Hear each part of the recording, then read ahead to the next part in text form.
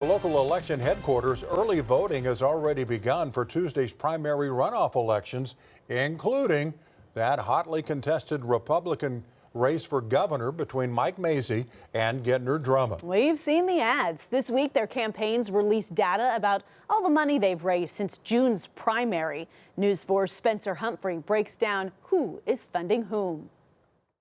There's been a lot of money flowing into the governor's race since voters in June picked Mike Mazzei and Drummond to advance to Tuesday's runoff. Since the primary, Mazzei's campaign has raked in almost $950,000 from donors. In that same time, Drummond's campaign raising just under $3 million. About 2.5% of Mazzei's donations came from political action committees, or PACs. The rest from individual donors. Drummond's share of PAC money is a bit higher at about 6% since the primary. When it comes to where those donors are from, about 4.5% of Mazzei's donors either live out of state or didn't list where they live. It's a similar split from Drummond. About 7% of his donors are out of state or unknown. That said, Drummond has about twice as many individual donors than Mazzei, more than 1,200 to Mazzei's less than 600. It gets interesting when you look at who those donors are and what they do. Breaking things down by profession, the largest share of Mazzei's donors are business owners or other top-level executives. Meanwhile, people in the legal profession, like lawyers or prosecutors, make up the largest share of Drummond's donors. Of note, Drummond received 6 separate donations from attorneys at the firm Witten Burrage. That's the same firm the state has hired to represent Oklahoma in its ongoing lawsuit against insurance giant State Farm, accusing them of secretly and systematically shortchanging homeowners on hail and wind damage claims. Drummond's office is the one prosecuting that lawsuit.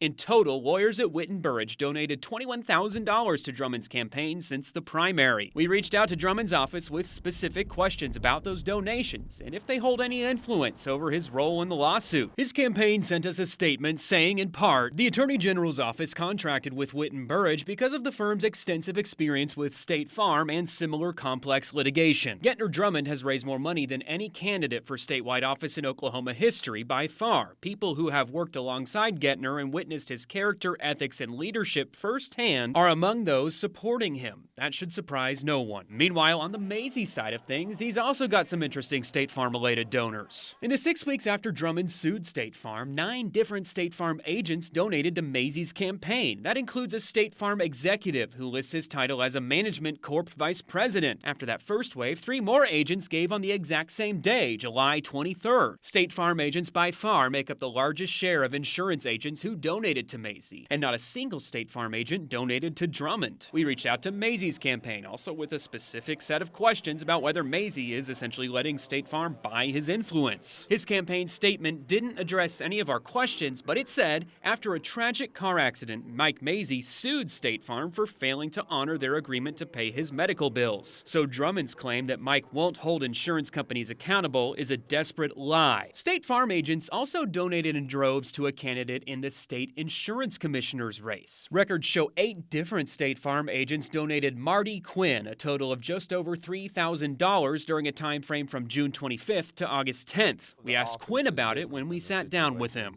In yours, it's largely insurance companies and PACs and a lot of State Farm, who I know is going through that lawsuit right now. So for people out by State Farm, what do you mean by that? Different State Farm agents. Okay, so there's a difference between the company and agents that live in these communities that are business people just like everybody else. But for people who see that and look at that and see that you have support of a lot of people in the insurance business and maybe see that and are a little bit concerned that is he really going to stand up against these companies? What's your elevator pitch to these people who see that and are concerned that you are going to help them? The evidence is in my legislative career.